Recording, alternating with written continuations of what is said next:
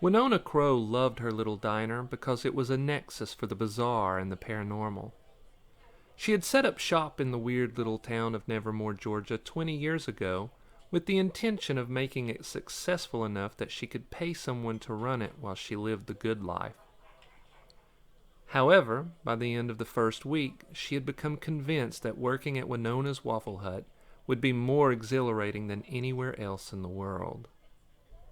The very first night she was open, a man rushed in, beaten and bloodied, and claimed to have been attacked by Sasquatch. The rest of that first week had been full of wonder. She had witnessed an exorcism in a corner booth, had fought a large two-headed snake out back near the dumpster, and helped a woman give birth to a baby girl covered in what appeared to be scales, like a snake. When the baby opened her mouth and cried after taking her first breath, Winona caught glimpse of a forked tongue.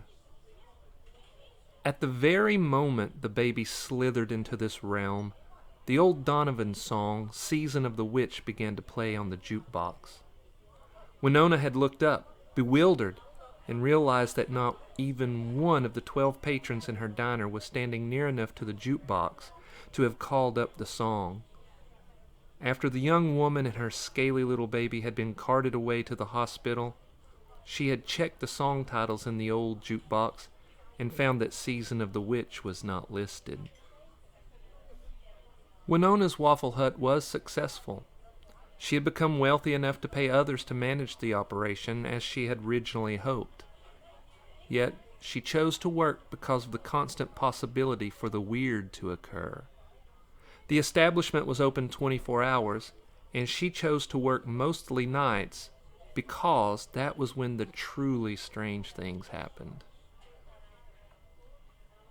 She wiped down an area of the counter and took in the late-night patrons. There were 20 in total.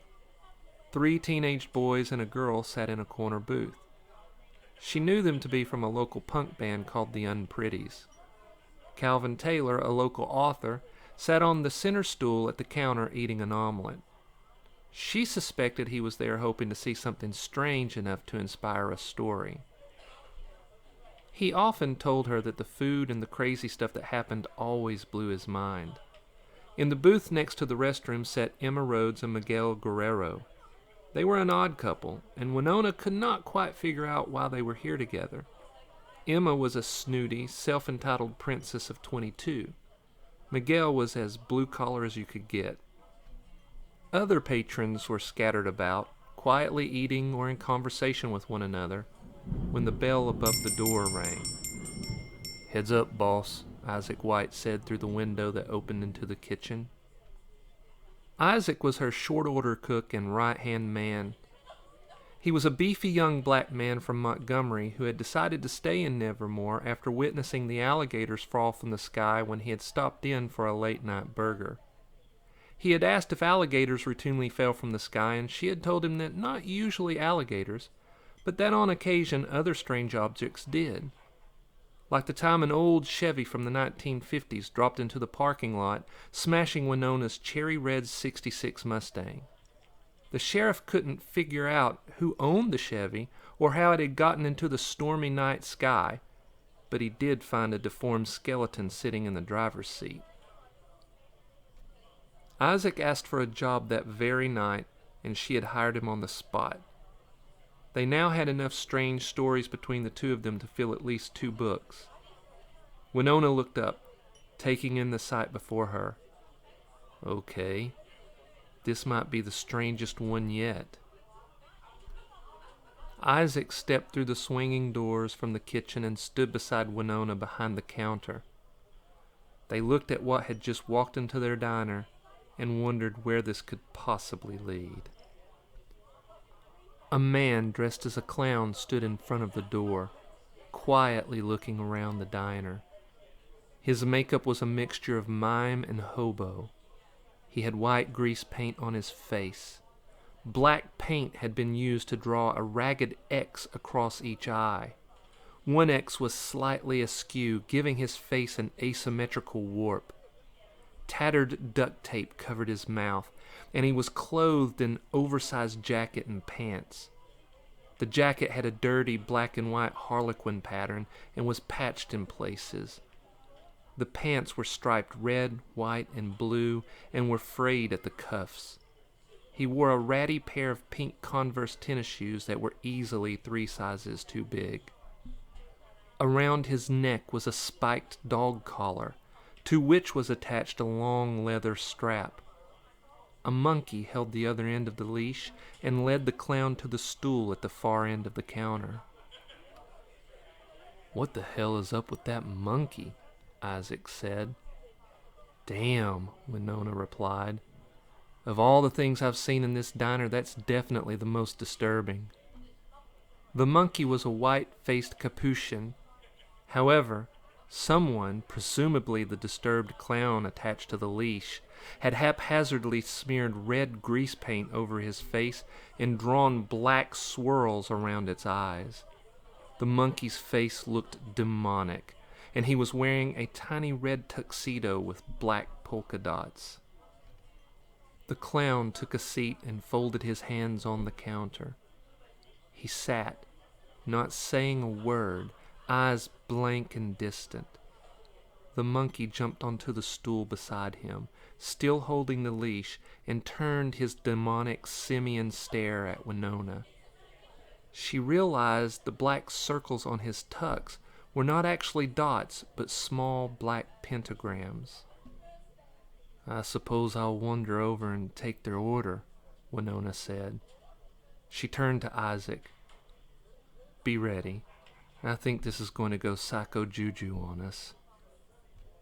Psycho Juju was a term they used to explain the situations that were not only bizarre, but had the most potential for violence. Isaac nodded, his eyes fixed on the clown. "I don't like how quiet and dazed he looks. You feel that? A psycho Juju vibe for sure." "I feel it," Winona said. She picked up a menu and walked over to the clown. "Evening. What can I get you?" The clown slowly turned his head and looked at the monkey. His eyes remained flat, dark, with no hint of life. There seemed to be a telepathic communication between them. Then, the clown looked at Winona and held up a finger, as if asking her to wait a moment.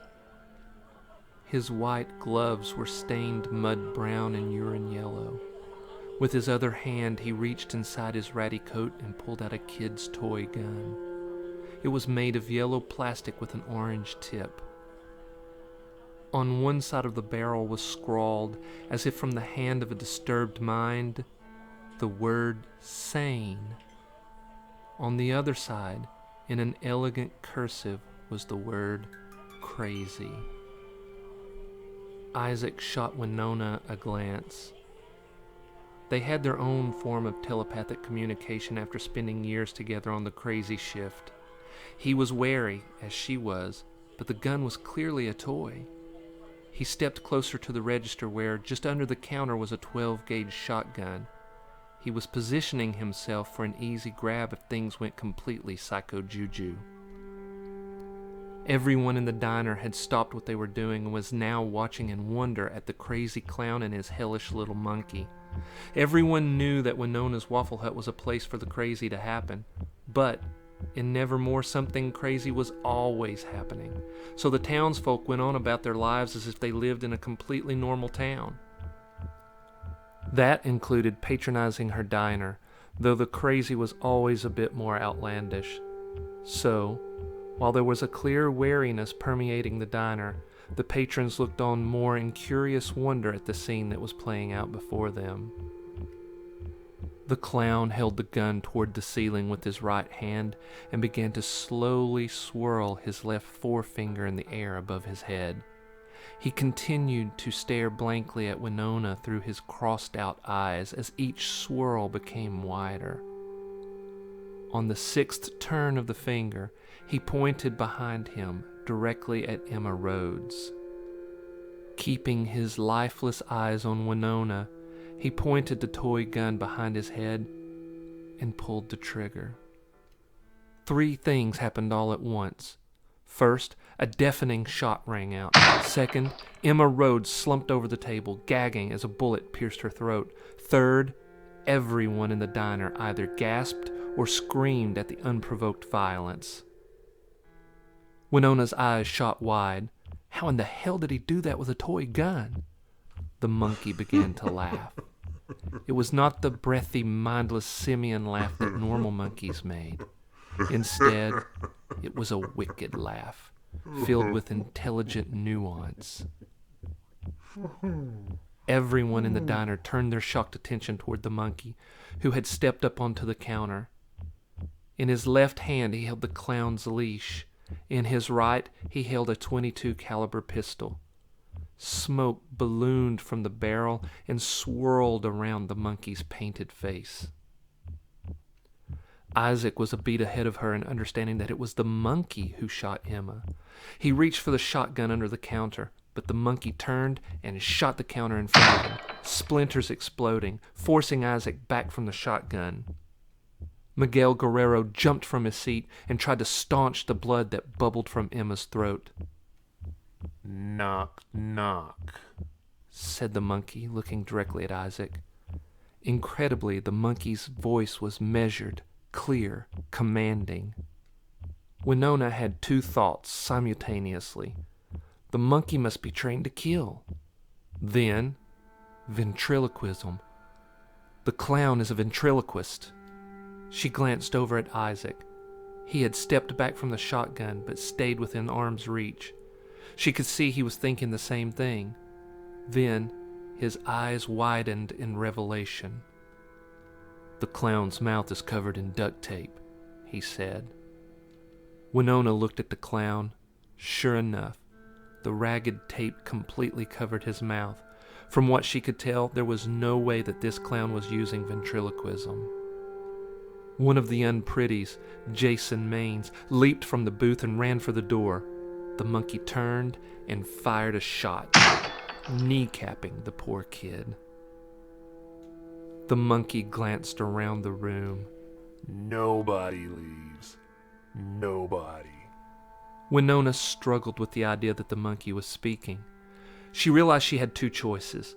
She could use all her mental power to understand how this was happening, or she could suspend her disbelief and apply herself to finding a way out of this situation. It was going to be deadly either way. However, focusing on the solution and not the wonder of the monkey's ability to speak would ensure a smaller body count. "What do you want?" she asked. The monkey turned to face her. His red-smeared face with the black spiral scrawled around his eyes reminded her of something, but she could not quite bring it forward in her mind. "I want to tell a joke," the monkey replied. "Knock, knock." Winona had no recourse but to play along. She needed to buy time until a solution out of this insane situation revealed itself. "Who's there?" The monkey gave a sharp-toothed smile. It made the little beast more devilish. "Death," he said, then turned monkey quick and shot Earl Jameson, a local truck driver who had stopped in after a long haul for a burger. He had been standing beside the jukebox. He crumpled to a heap on the floor, a bloody boutonniere blossoming on his chest. "Stop that right now!" Winona yelled. "I'll allow no more death in my diner." The monkey tilted his head back and gave a disturbing laugh that was both human and simian. Then he turned to Calvin Taylor. "Well, look here. We are in the presence of a distinguished author." Calvin sat on his stool, mouth agape. "How is this happening?" he asked. "Let me ask you all a question," said the monkey. He looked around the room as if he were a comedian gauging the intelligence of his audience. "Did you hear the one about the author who lost his mind?" No one offered to respond. They were all standing in wide-eyed fear. The monkey leaned out over the counter toward his captive audience, as if attempting to draw them in closer. No, you should have. It's all over the diner. He leveled the gun at Calvin and pulled the trigger, blowing a sizable chunk of his skull off in a crimson spray. "Oh my God!" Jenny Connor yelled. Someone began to cry. Another began to softly pray. Everyone else stood in stunned silence, taking in the gory mass that had sprayed onto the counter. Isaac dropped to the floor behind the counter and scrambled for the shotgun. Winona reached out and smacked the monkey's hand, forcing him to drop the pistol.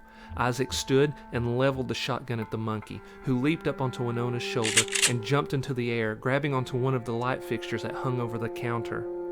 He swung out and landed on Isaac's back. He wrapped his tail around Isaac's neck and began to choke him. He dug his sharp simian fingers into Isaac's hair. Isaac dropped the shotgun as he tried to pry the monkey's tail from his neck. "Stop it!" Winona yelled. The monkey looked over at her while still choking Isaac. Toss the gun into the kitchen, he said. Now, or I'll kill him. Winona snatched the shotgun from the floor and tossed it through the serving window into the kitchen. She caught movement from the corner of her eye. She turned and saw that the clown was now standing and juggling 3 wickedly sharp knives. The monkey kept his tail firmly wrapped around Isaac's neck. One more for the road, it said. What do you call a clown that can keep 3 knives up in the air at the same time? The monkey paused for effect. Then he delivered his demonic punchline. You call him a jugular. Then, with dramatic flair, the clown snatched one of the knives from the air and pulled the blade down across the jugular vein in his neck. Blood sprayed. Winona cried out in disgust. The monkey laughed. The clown fell to his knees, the blood spurting from his neck. Then, after a gurgling moment, he fell to his face in a crimson pool. The monkey jumped from Isaac's back and bounded across the counter and pushed through the door. He turned and looked back into the diner and flashed a wicked smile. He stood there in his red devil costume for a long moment. Then he pushed his face against the glass, leaving a grotesque smear, then turned and bounded off into the darkness beyond the parking lot. There was a moment of complete silence as everyone processed what had just happened. Then Winona and Isaac sprang into action. Winona ordered Miguel to call the police. Isaac ran into the kitchen and grabbed the shotgun in case the clown wasn't dead or if the demonic monkey decided to return. Sheriff Mosley and his 2 deputies arrived within 15 minutes. As per usual, he strode in as if he were a commanding general. His 2 deputies followed behind with guns drawn. The paramedics were on site less than a minute later, and they set about attending to the wounded. Emma and Jason would live, though Emma's wound was critical, and Jason would walk with a limp for the rest of his life. Damn, Winona, the sheriff said as he surveyed the blood-splattered floor and counter. You usually don't have a body count, and tonight we lose Earl and Calvin? They were both good men. What the hell happened? Isaac walked over from comforting Miguel, who was nervously watching the paramedics work on Emma. Clown and monkey, he said. Sheriff Mosley pushed back his brown cowboy hat as he considered what Isaac had said. So, a clown comes in and shoots the place up? No, Isaac replied. It was the monkey that shot the place up. Anton Mosley was a 50-year-old man who had fought in Desert Storm. He thought that he had seen some crazy things as a battle-hardened soldier, but in the 10 years he had been sheriff of Nevermore, He had seen unexplainable things, disturbing things, deadly things, and many of them happened here in Winona's Waffle Hut. So he shrugged and said, "Hit me with it." Winona and Isaac told him the story. When they finished, he said, "The monkey talked?" "Yes," Winona said. "It told us jokes." "And he used the pistol to shoot these people?" "Yes," said Isaac. Anton pointed to the monkey face stain on the front door. "And that's what he looked like?" "Well," Isaac replied, "that is a bit smeared, but yeah, basically like that." Anton turned to one of his deputies. "I need you to put a bolo out for a monkey with a red painted face who is wearing a crimson tuxedo with black pentagrams." The deputy took the strange request in stride. He also had seen enough in this town to not be shocked. He stepped outside and put the information out on the police radio while the paramedics loaded up Emma and Jason and shot off to the hospital. One of Nevermore's 2 detectives walked through the door and took in the scene. She was an athletically built woman of 30 named Haley Madison. She saw Anton speaking with Winona and Isaac and walked over to them. "This one's bad," she said. Winona and Isaac solemnly shook their heads. After a moment, Winona said, "And the strangest one yet." They brought her up to speed. She shook her head and bent down and looked at the clown. "This is going to be a lot of paperwork." Winona looked around her diner. She took in the gore that splattered the floor and the counter. For the first time, she began to wonder if this was worth the death toll. "Don't beat yourself up, Winona," Sheriff Anton said. "Something like this is going to happen somewhere in this crazy town. At least with you and Isaac here, the body count is smaller. You two have saved a lot of lives over the years." "Maybe," Winona said. She felt bad for Calvin and Earl and whoever this clown had been. Isaac read her emotions, could see her lack of confidence. "He's right, Winona. We've caught some pretty bad people here over the years. We've stopped people who would have kept on killing, moving from place to place, racking up a body count." Winona considered what he said. As she did, she realized the swirls around the monkey's eyes reminded her of the swirls used to symbolize when someone was hypnotized. She didn't know why, but this seemed important. Finally, she said, "I know we have, Isaac, but tonight, we didn't catch that damn monkey, and I just know we're going to see him again."